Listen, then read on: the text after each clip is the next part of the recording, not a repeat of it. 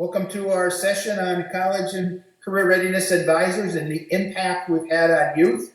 I'm Ron Ricks, a program director with CFES Brilliant Pathways, and my colleague is? I'm Tara Smith, also part of the CFES Brilliant Pathways team. And this has been a real exciting initiative for us. We've got two of our alumni from our college career readiness advisor training, Natan and Toby. Natan went through the very first one we had, and I believe Toby went through our first online one, the virtual one, as we've shifted for this. So hopefully as we go through, we can have a little insight into their experience and what they're doing with it and the impact they're seeing in their communities. So Tara and I are going to give a little overview of the CCR Advisor training, what the role is, what we see of it as the vision, and then Toby and Natan will have you introduce yourselves, and we'll have a conversation from there.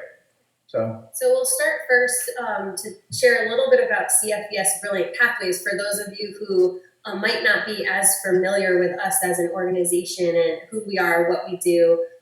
We are a nonprofit based in upstate New York, but we work with schools all over the country, everywhere from Hawaii to Manhattan and Texas, and even further east to all the way over to Ireland. And everything we do is to support students in becoming college and career ready. So we are working in urban and rural schools. We're working with elementary, middle, and high schoolers. And we implement 3 core practices that really support our mission of helping students be better prepared and ultimately successful in the pathways that they choose. And I'll just share a little bit quickly about those practices. The first is mentoring, which you'll hear a little bit about today. It'll come through in our conversations about college and career readiness advisors, because advisors really play a role in guiding and supporting and mentoring our students. We also talk about pathways to college and career. So it's, exposing students to all of the different pathways, really celebrating those pathways, whether it's a 4-year school, 2-year community college, trade school, technical school, vocational school, military, and also just, the career preparedness.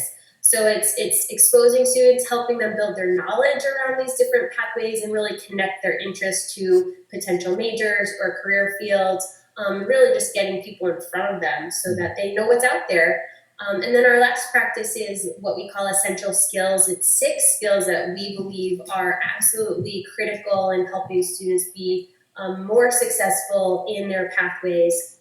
And it's 6 skills that we've identified: teamwork, leadership, goal setting, agility, perseverance, and networking. And we know these aren't the only skills that students need to be successful, but they are skills that we found in conversations with our alumni groups and our business professionals, our corporate leaders. These are the skills that really continue to surface when we're talking about, what makes them ready for whatever pathway they're pursuing. So these skills are, we help students develop these skills, learn about these skills, and ultimately translate these, figure out how they're using these skills now as elementary, middle, high school students, even college students, and how they can be translated into different places at different points of their pathway journey.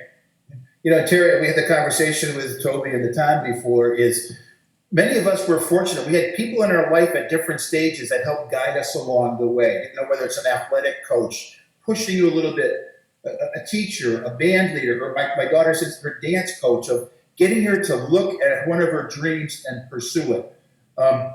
We found that many people I talk to in our work it's not, where are you going? It's not, are you going to college? It's where are you going to college? And yet, many of the populations that we deal with, it's not even a dream. They've had nobody in their family attend college or a post-secondary education. So that's why 2 years ago, we created this role of a CCR advisor, which we work in conjunction with the University of Vermont and provide professional development credit for it. But what it is to intentionally give people the skills to get on a college and career pathway, support them along that journey, and be aware of how to pay for school. What level of schooling do they need? What type of certificate of value do they need to get to the career that they want? So I think it's been critical for us to do that. Because you look in rural and urban America, many times young people don't have someone in their life where they have direct access to support them and their families to really change their trajectory and where they end up in life. I know personally, I'm very appreciative of the people that guide it for me. And you'll see many people you don't expect who they are, but they do it because it's a natural act. So that's the role that we created a year and a half ago, and it's interesting. We've trained close to 1,000 people around the country and in Ireland to be a CCR Career College Readiness Advisor. And we've got two really outstanding folks, one from upper state New York and one from Texas. So, Toby, why don't you introduce yourself and tell us a little about your story, and then we'll get to Natan, then we'll get into a conversation. Sure. Well, I appreciate it. Well, thank you for having me. Welcome, everyone. My name is Toby White, and I'm the Director of Experiential Education within our Lougheed Center for Applied Learning at SUNY Potsdam. So I'm a veteran career counselor. I've been doing this, about 22 years now. So what I brought when I, just real quickly with the CCR training, and you'll see we're going to talk about it today, I'm sure, but I just like to give you some advice on some tips where you can take this from within their training. I did think their training was fantastic. I'm a hard one to go on this because I'm already really a counselor. But what my reason for going was to make sure I could pass this on to my team, my other coaches, other people that, faculty that don't do the work I'm doing. So great training, lots to talk about. But welcome, everybody. Good. Natan? Perfect. Thank you all for the invitation, and I'm just happy to be here. Welcome all, like Toby said. My name is Nathan Arrasate, and I am a college and career advisor here at Texas in a little school in Van Horn, Texas. It's in West Texas. I'm working directly with high school students, and I'm not as experienced and as awesome as Toby. Oh, no. I have 2 years under my belt working at CFES, but definitely just sharing a little bit about the experience through the CCR training. I found opportunity to be employed by the company, by CFES Brilliant Pathways. But not only that was, I grew a passion, and I had something deep in my heart that because I was a high school student that, struggled to navigate the CCR pathway. And I was one of those students that fell through the cracks, trying to navigate towards my future and towards what I wanted to do. And I had a lot of passions, but I didn't really know where to direct them towards, whether a college or a trade school or military. I had so many options on the table, and, I ended up making a few mistakes on the way, but I found out that those mistakes, gave me some hope because I was able to share these things with different students along the way and, provide some insight and different things that I've learned from the training at CFES to be able to give them some kind of tools and resources to be able to navigate their own pathway. And as well, parents along the way too, and community partners and the different people that I've been able to work with. So I'm really thankful to be here with you all. And that's a little bit about myself. Natan, it must be rewarding for you, because I know your story and some of the struggles that you had, to be able to pay it forward a little bit, right? And share your experiences, your stories to help kids. Because we're all going to hit bumps in the road. But it's got to be rewarding for you to help people move along and see a vision for their life. Can you share a little bit about that? Right, definitely, Ron. I think I'm a little more blessed than, most people, most people's different situations, just because, like you said, I walked this pathway, but it seems a little lucky for me because I get to walk the exact same pathway with different students. So I did graduate from this high school, and it's a little easier to talk to students just because I know the struggles and I know the area, I know the different places that they're coming from, the community and the different, struggles that parents might be facing and families. So it's definitely a lot easier, but also it takes a lot to be more relational and to be there for different people. And it's definitely a rewarding experience, Ron. I just want to add to both of you talked a little bit about, you're in this role as a CCR advisor, kind of naturally, right? You found this space professionally where you are counseling students, so you have this ability and the training. But you also shared that it's to inspire other people to be able to do the same, or, for Toby, for you, it's taking this information and your own experience and exposure and kind of it's the train the trainer model for you, right? And giving them opportunities to take this information and give it back to students. And then the time you were saying, yours, you're inspiring students because you have you know exactly, like, you know, you've walked those halls. But I think what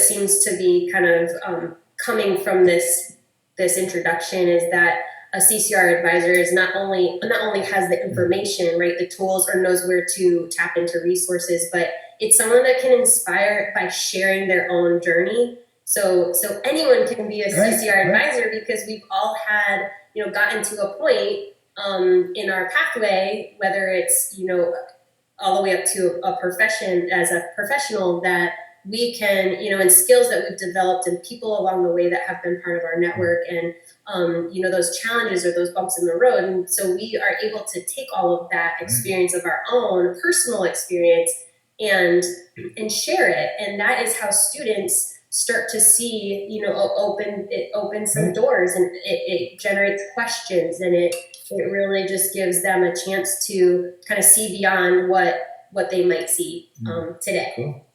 Hey, Toby, it's like you're towards the end of the line. You know, you're producing college graduates that are going out into a career or postgraduate. What does career readiness look like for you and for the products that you're moving out? And then later on, we'll talk about what do you like to see coming into college as the college readiness? Sure. So I think for the college readiness for our population, for our mentors or being faculty, staff, anyone working with our students, is having that desire to work with them is one. But I kind of think, you know, you have to build that village. And that village is that CCR training. I've already had multiple people on my campus take the training already. So what that means to me is that they're able to talk the same language in the training on these touch points when these students are career ready in different times in their experiences here. Because we have freshmen, just like you all do in high schools or grammar schools and grade schools, we have freshmen, sophomore, junior, senior. They all have different needs. But in that training, you actually see where those needs can be. And if you have that inspirational, motivational drive to help these students, what the CCR can do for you is that it gives you then the resources. So for me, I like, you know, us to be all talking about, you know, those essential skills, which I really translate to the NACE career competencies for us here at colleges. So they're very similar. There's many that are the same. And we're all talking the same language. We all know where to go get resources when they need help. Because remember, in a lot of career services centers, there's only maybe two people. Just like a guidance counselor in some, there's only two. When everyone is talking the same language and helping students towards their goals, we're going to really be successful. And that's why I love this program. That's why this is where it makes a ton of sense. What a great impact on the kids. They're hearing the same thing in a slightly different way from many people, rather than hearing it once saying, oh, we covered it, let's move on. Correct. Toby, what are some of the successful kids that you've seen transition from high school into college? What were some of the skills and competencies that they brought in with them to better their college experience? Well, many that I see that come in, if you're saying they're ready to go and successful, the first word is called engagement. So the students that I see engaging when they get to college, that they go talk with their professors, they're in clubs and organizations, they actually come to my center, make an appointment with me, they actually are engaging, because that is the piece that our students have to do. If you're not engaged in your process to get to your end goal, it's going to be really hard to get there. You can get there, and we'll help motivate students that'll want there, but it's just going to take you on a little different journey.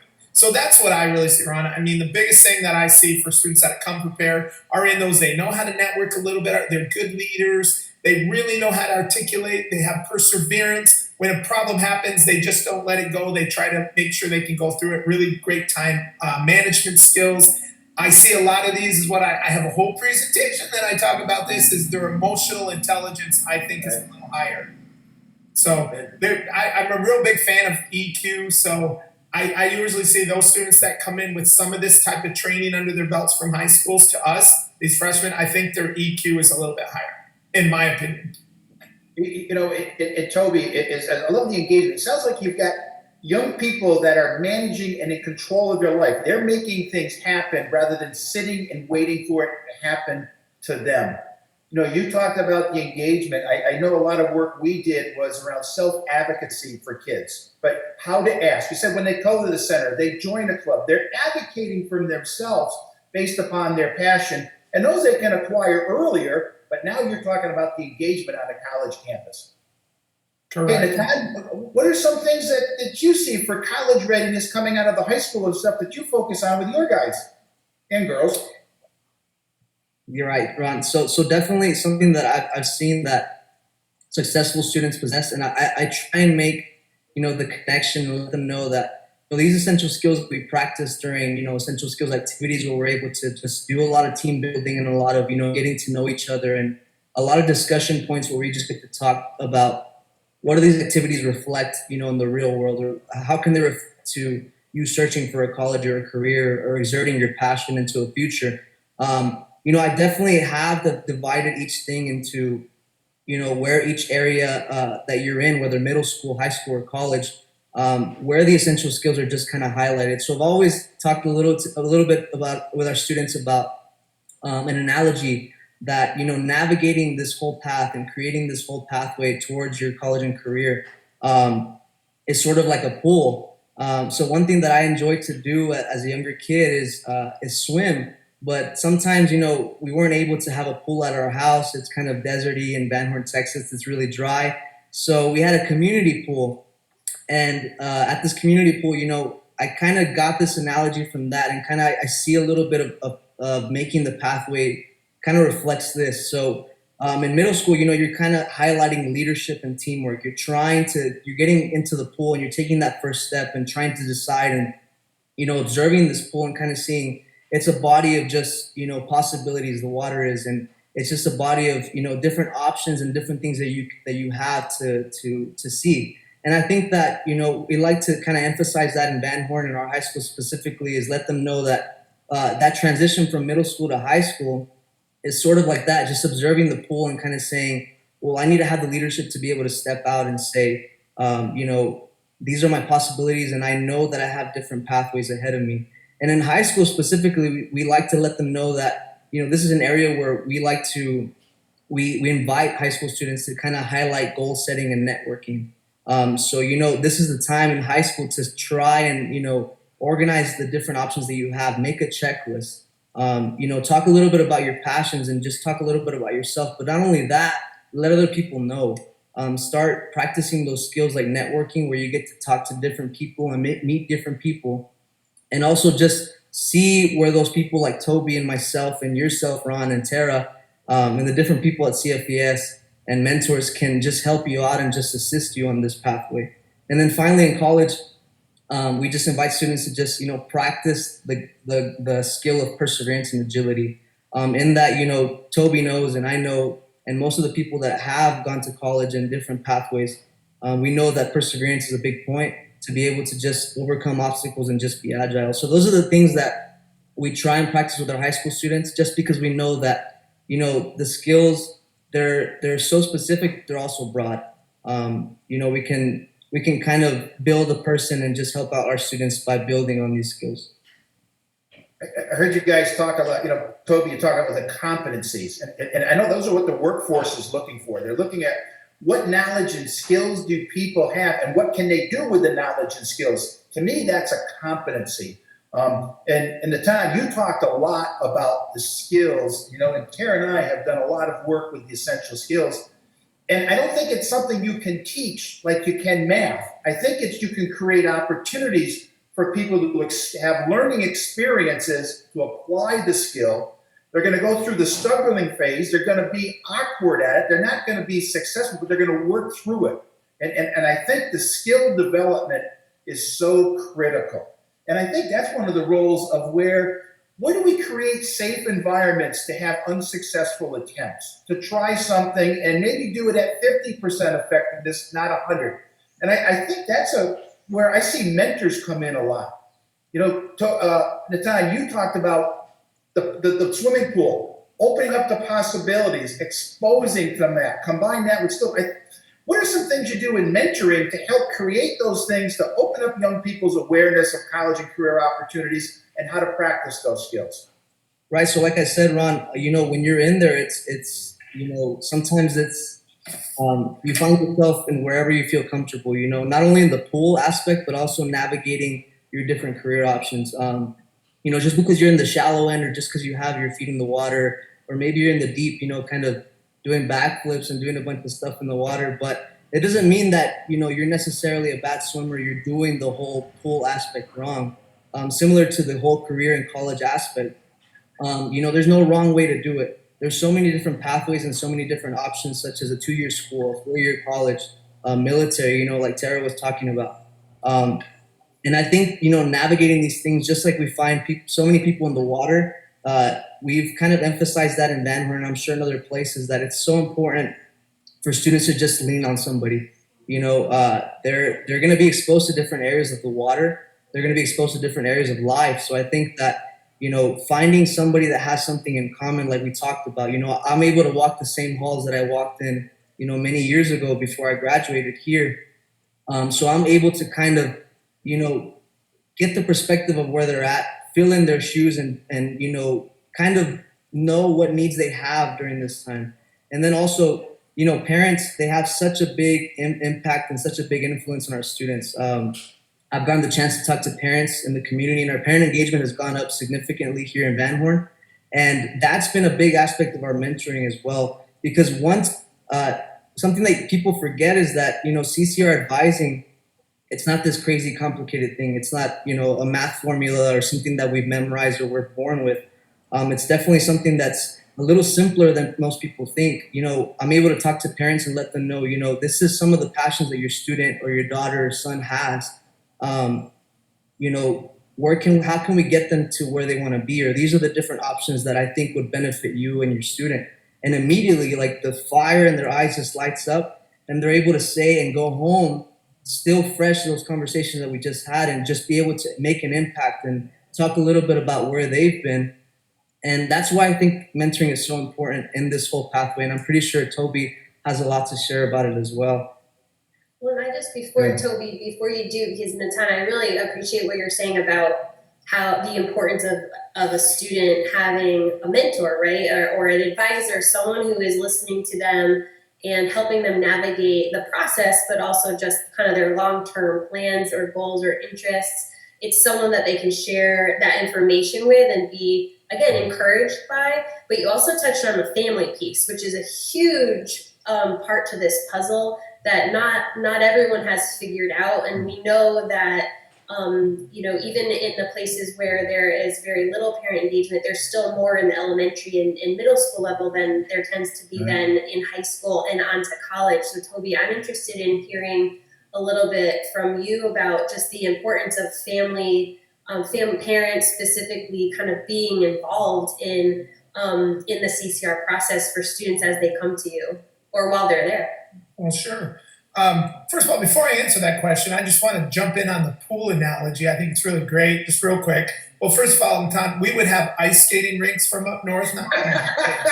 Just kidding. But second of all, I do like your analogy, and you can have this if you want. You might have used it, but I like your analogy. You're probably grade schoolers are just putting their toes in and kind of in the small wading pool. And then you got your middle schooler and high schools that are really jumping in the deep end and trying to figure themselves out, because you're trying to build them up to going up to the 20-foot high dive to jump in to come to college. You can take that if you want. Right, yeah. That's how I would take it. Yeah. So just an answer about the family, I think it's extremely important. I think if even parents took this CCR training would be wonderful, because again, the knowledge of talking the language that's happening. I think even a parent taking it would not be a bad idea, because you're going to learn maybe about the financial aspects, resources that are there, what students are really going to be getting into, knowing who they are and where they are at the steps. But it's that support network. When I'm meeting with students all the time, and I meet with students so many during the semesters and through the year, one of the questions I'll ask them is, who's your support network? Who's around you? Who's talking to you? I get a lot of different answers because we have a lot of different family systems. But that's great. I want to know where you're at and where it can be, because when everyone's in together and really knows that we're working on the end goal, I always call it reverse engineering. And you've got an end goal, and we need to know the rules of the game. the rules of the game are part of the CCR work. So if we know the rules, we can get to the end goal. When you don't know any of the rules, everybody's going to be struggling. Some people might be cheating. Some people might be figuring this out. And I don't know what it is. So we need to figure out the rules. I talk to students all the time. And like, if you ever play a game when you don't know the rules, how well do you do? So we reverse engineering. Everyone knows they're talking the same language, and that's the CCR. So family involvement to me is crucial. Listen, just yesterday I was talking with a parent. By FERPA rules, son had to let me do it. And she's really involved with her son graduating as a senior. He has some things he needs to work on. And I invited her in. I'm like, you want to come to my Zoom meeting? Here it is. Some minor couple. We all talked about it. We're great. You know, and Toby, I love it. You started off with it takes a village to raise. It's an old thing, but it's that support network. And the more support you have, and you clearly look at the research, it says kids that have a meaningful relationship with at least one adult in their life are going to be lower risk for a lot of the behaviors that concern us. That's how key it is. And I think one of the things we talk about the mentors or the CCR advisors is they don't have to have the answers. I know as a retired middle school principal and mentoring staff kids, we had more fun going out to learn the answer together rather than me feeling I had to give it to them. And I know for young people, how cool is it to have them watch an adult learn?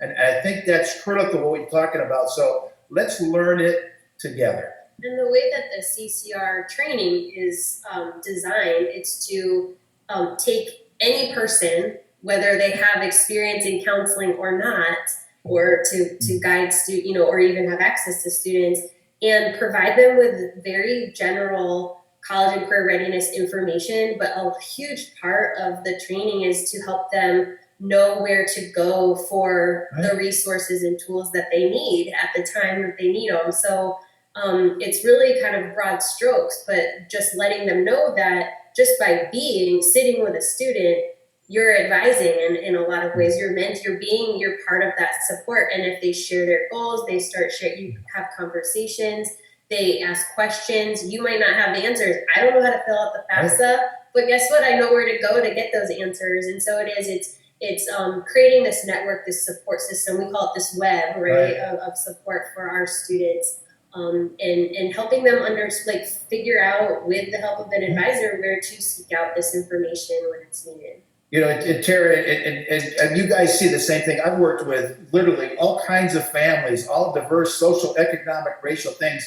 And what I've learned is every parent loves and wants the best for their kids. And they do the best they can with what they have to get them there. And that's why I love what we talked about is increasing their capacity, giving support, not just to the student, but the family. You know, there's so much financial aid that goes unused every year in our country because it's not being accessed. And people need to understand every financial aid begins with your FAFSA, your free application for financial aid for school. It starts with that.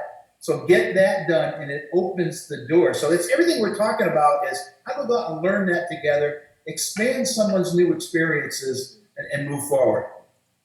So would you both share a little bit of maybe a success story of, without going into great detail about a student or the process, but anything you can share about someone who you've advised on their CCR pathway?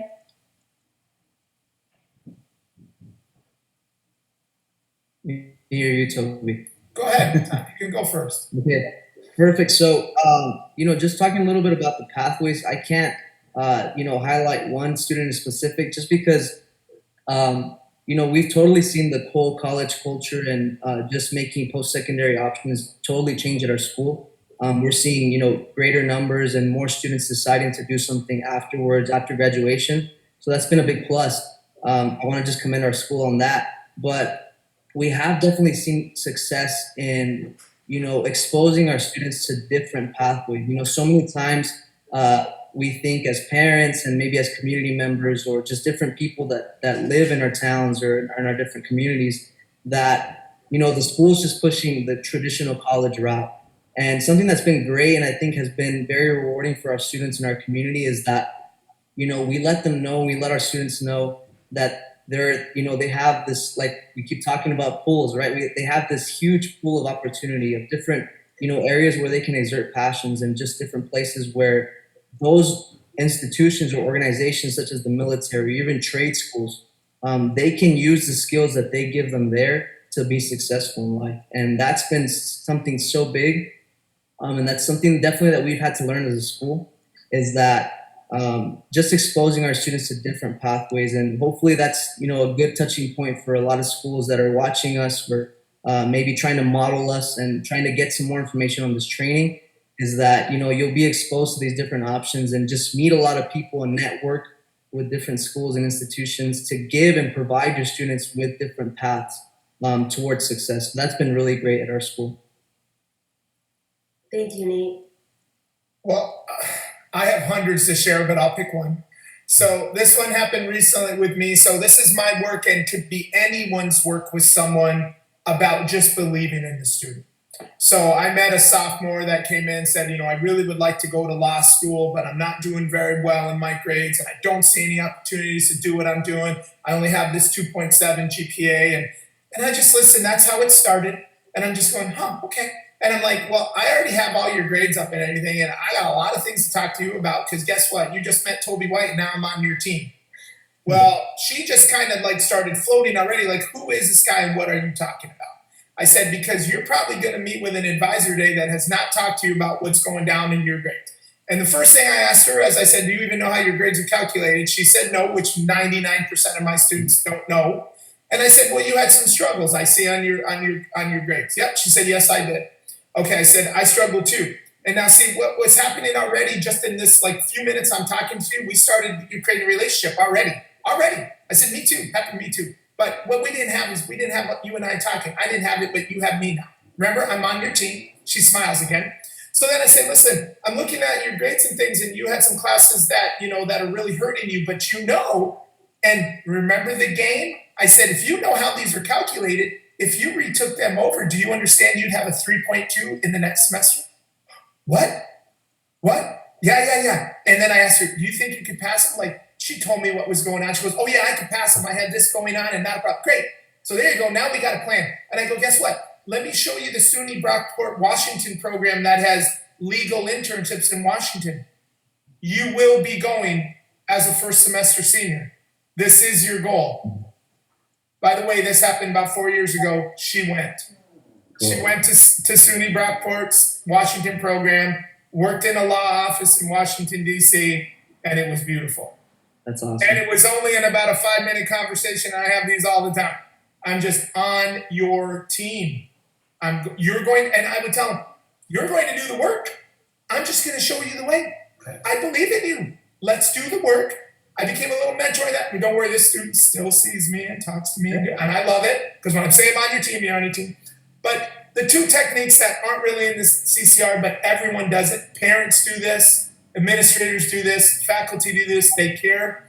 And what you do is you have universality with a student, and you self-disclose. Do you see when I self-disclose? I struggled. I went to Potsdam. So when I self-disclosed that I was a first-generation college student, and I went to this college, lived in Knowles, we have that the universality. And and then people just open. So that's one of my examples. Again, I could give you hundreds more, but you all have that. Anyone that'll watch this video today, you have it in you.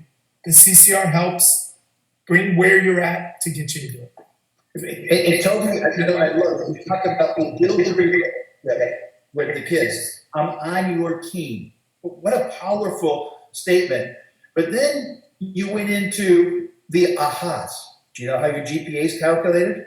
The strategy of retaking the course and increasing the grade because she knows she can do it because she went through. That's an aha moment for me. That's something I never thought of. But again, that's the role of the advisor, the guy. People are going to hit bumps in their road on their journey. How do you keep them on it? And how do you keep their eyes on the vision? We, as a middle school principal, we took all of our kids to visit a college campus. We got them on a college campus, and we had like Westfield State University, very similar to the Potsdam, right in our own town. And I was amazed because how many of our kids and their parents had never stepped foot on it, yet they drove by it. So true. So what we used to do is we used to take our first generation kids and their parents as chaperones because we needed chaperones. We got them on the college campus. The kids loved the cafeteria. They couldn't believe a dorm. I'm going to have a room with just one person in it. But then we pulled the parent chaperones aside and they were over with the financial aid office and they were learning about all the money and how to pay for it. And all the articulation agreements from community colleges to get into the state school, it was the ahas.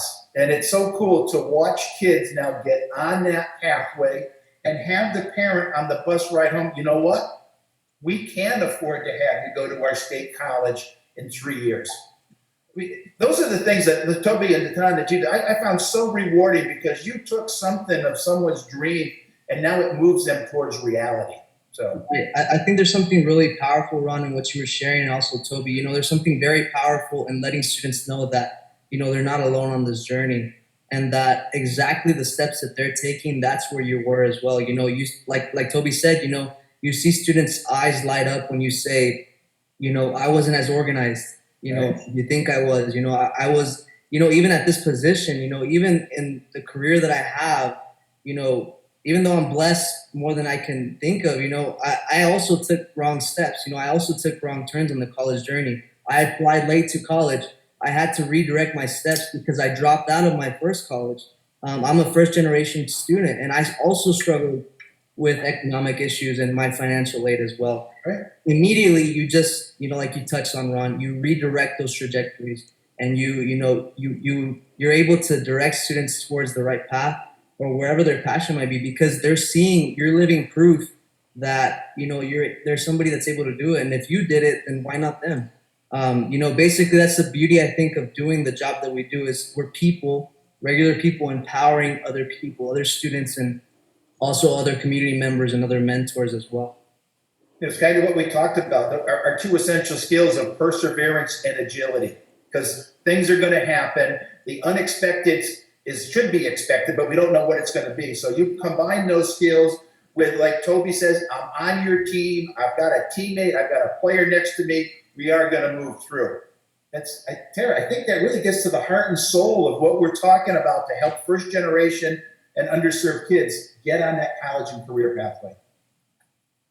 So sort of, what you've all shared, all these like incredible pieces of your own experiences and success stories and tips and things of that nature. But, as we sort of start to wrap things up, what are some maybe like additional pieces of advice that you have for either an educator who is positioning themselves to become a certified CCR advisor, or a parent or family member who needs more support or encouragement to help their own student navigate this path, or even a student who is going through these pathways and becoming trying to get a handle on their interests and their skills and all of these different pieces that go along with navigating that path.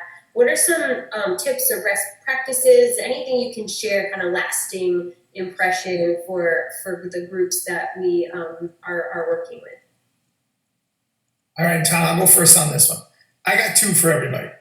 The first thing that I would say, because I'm glad that this is recorded and people are going to watch this again. First of all, you can do this.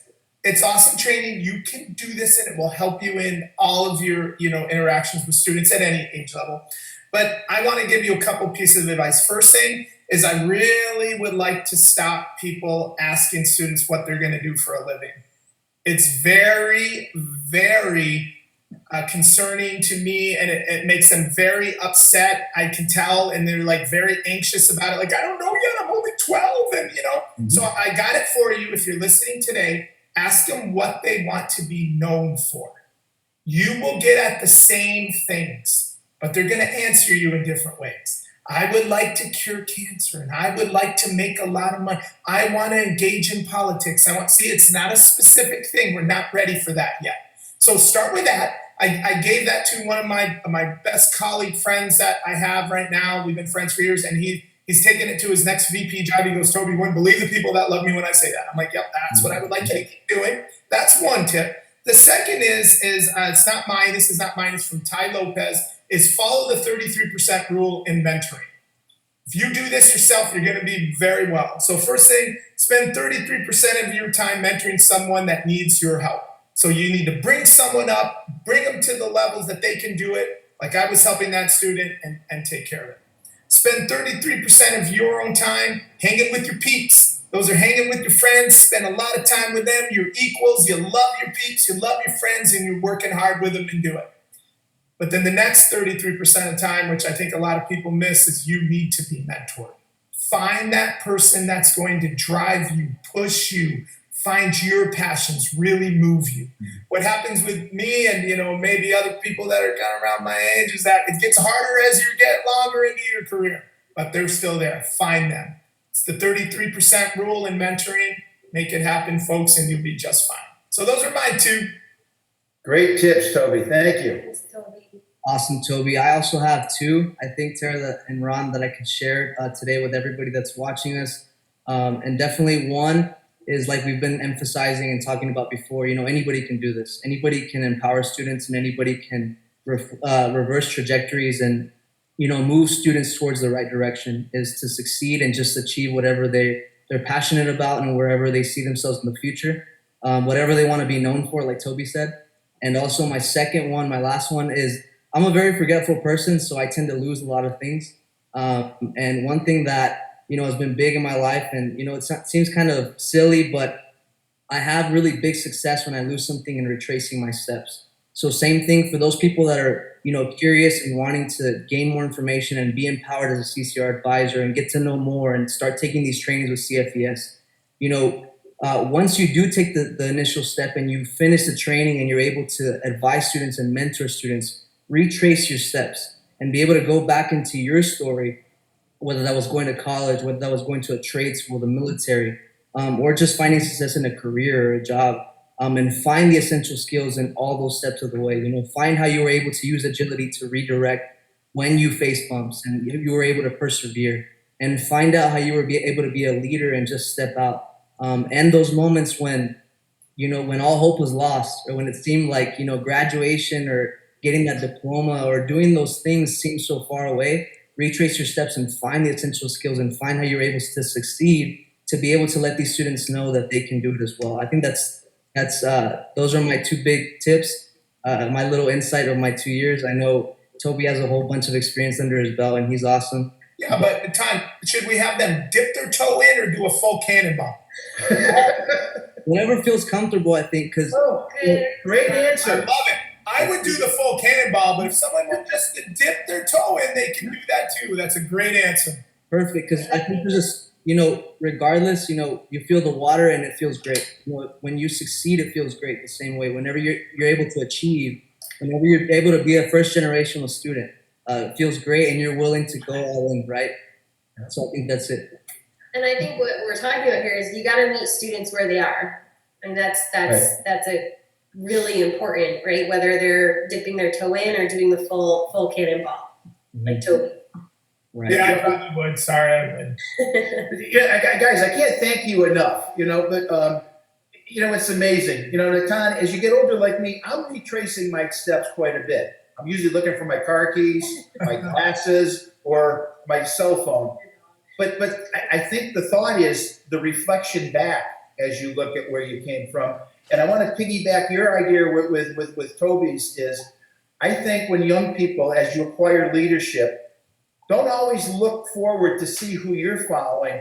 Turn around and look back to see who's following you. And that's a key for many young people. It's all that aspect. We started off talking about a whole variety of things. It takes a village to raise the child. We talked about I'm on your team. We talked about looking back. We talked about the 1/3. So many tools, and it's being that perspective. Toby and Natan, I really want to, first of all, thank you for what you do in Potsdam and in Van Horn, Texas. I know your communities are better off from you. And I think the key that we talked about is anybody can be a CCR advisor. anybody could share their stories, the story of the struggles that you had of being a first gen, or I went to this school, I lived in that dorm. It makes that connection. So I think it's critical to do that, to build the relationships and be the support, because nobody in this world and every successful person had someone that mentored and guided them along the way. And like Toby said, they're still mentoring them. And I'm fortunate at my age to have mentors that are still guiding me to the future. Guys, I can't thank you enough for the work you do and the insights you shared. Here, I thought that was fascinating, guys. Absolutely, I feel inspired by both of you, so thank you for that. And Right back at you. And we appreciate everything that you're doing to move our mission forward and to support students at meeting them where they are along their pathway. So thank you to both of you, and have a great weekend. Thank you both. Have a great weekend. See you, Toby. Guys, thank you, everyone. Folks, I hope you enjoyed it. Thank you. Bye, everybody. Bye-bye.